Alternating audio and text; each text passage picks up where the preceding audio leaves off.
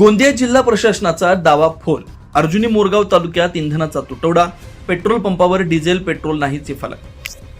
गोंदिया जिल्ह्यात petrol, diesel, CNG आणि LPG गॅसचा कोणताही तुटवडा नसल्याचा दावा जिल्हा प्रशासनाकडून करण्यात आला होता. मात्र प्रत्यक्ष परिस्थिती पूर्णपणे उलट असून अर्जुनी मोरगाव तालुक्यात इंधनाचा गंभीर तुटवडा निर्माण झालाय. अनेक पेट्रोल पंपावर पेट्रोल नाही आणि डिझेल उपलब्ध नाही असे फलक लावण्यात आलेत. वाहनधारकांना मोठ्या अडचणींचा सामना करावा लागतोय. तालुक्यातील भारत पेट्रोलियम, हिंदुस्तान पेट्रोलियम आणि इंडियन ऑइल या तिन्ही प्रमुख तेल कंपन्यांच्या पंपावर इंधनाचा साठा संपल्याची माहिती समोर येते. सकाळपासूनच अनेक वाहनधारकांनी पेट्रोल पंपावर रांगा लावल्या. मात्र इंधन उपलब्ध नसल्यामुळे नागरिकांना रिकाम्या हाताने परत जावं लागतंय. यामुळे प्रशासनाच्या दाव्यावर प्रश्नचिन्ह निर्माण झालंय. शेतकरी, व्यापारी, विद्यार्थी तसेच रोजंदारीवर काम करणाऱ्या नागरिकांवर याचा थेट परिणाम होतोय.